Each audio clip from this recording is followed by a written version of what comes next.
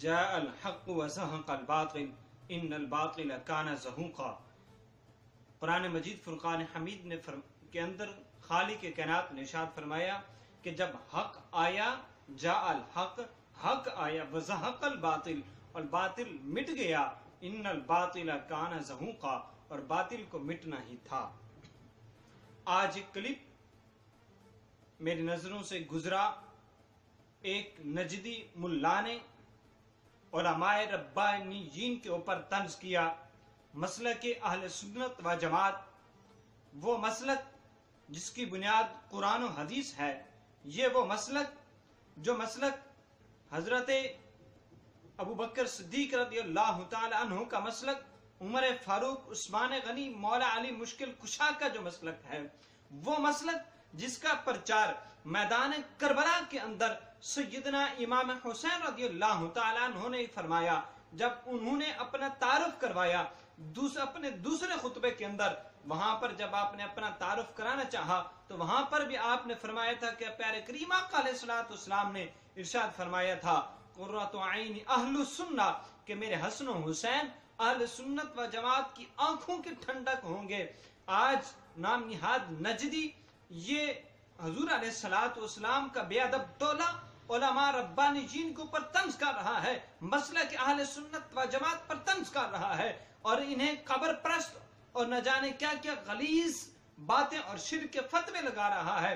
اس کا جواب قائد اہل سنت نے بہت پہلے دیا، عقیدہ توحید سیمینارز کے اندر تفصیلی ان کے تمام جوابات دیے، لیکن جب انہوں نے دیکھا کہ اب ہم اپنی موت آپ مر رہے ہیں، اب ہمارے پاس کوئی چارہ نہیں، جب ملک پاکستان کے تمام علماء کرام اہل نجد کے جب بے بس ہو گئے، جب ان کے پاس کوئی دلیل نہ ہوئی، جب انہیں بولنے کا سلیقہ نہ آنے لگا، جب ان کے مسئلہ کو ایک ضرب کاری لگی اور وہ منہ چھپاتے پھر رہے تھے، تو انہوں نے اہل سعود سے، آل سعود سے، سعودیہ والوں سے منتیں ترلے کی۔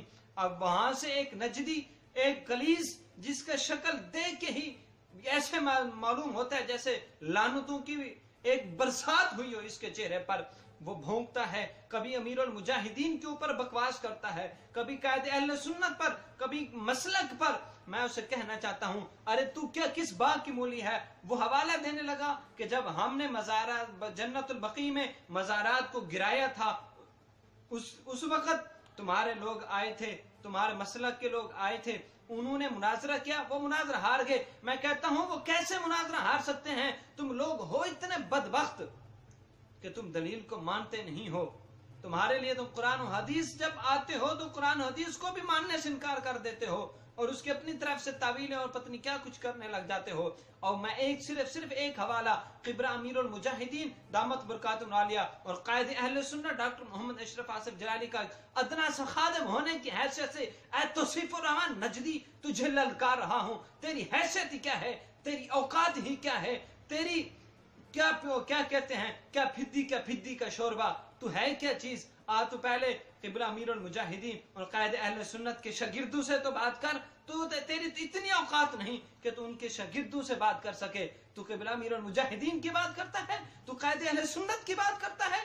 تجھے میں فقط ایک حوالہ دینے جا رہا ہوں، اگر تجھ میں ہمت ہے، اگر تو ہلالی ہے، تو نے اپنی ماں کا دودھ پیا ہے، تو اس کا جواب دے۔ تاریخ مدینہ المنورہ ابن شبہ کی جو کتاب، اس کی پہلی جلد کے اندر حضرت یزید بن صاحب رضی اللہ تعالیٰ عنہ اپنے دادا سے یہ روایت کر رہے ہیں۔ وہ فرماتے ہیں حضرت مولا علی مشکل کشا کے بھائی حضرت عقیل بن ابی طالب رضی اللہ تعالیٰ عنہ نے جب اپنے گھر کے اندر کنواں کھودا، کنواں کھودتے کھودتے نیچے سے ایک پتھر نکلا۔ پتھر کے اوپر کیا لکھا ہوا تھا؟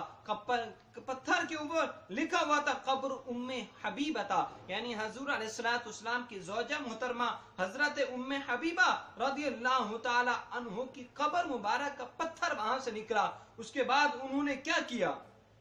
جب وہ پتھر دیکھا انہوں نے، تو پتھر دیکھنے کے بعد انہوں نے کیا کیا؟ ابن شبہ نے اس کو اپنی کتاب کے اندر لکھا، تاریخ مدینہ المنورہ کی پہلی جلد ہے، نوٹ کر حوالہ، پہلی جلد ابن شبہ کی کتاب تاریخ مدینہ المنورہ کی پہلی جلد کے اندر حضرت یزید بن صاحب فرماتے ہیں کہ حضرت عقیل بن ابی طالب نے اس پتھر کو وہاں دفن کیا.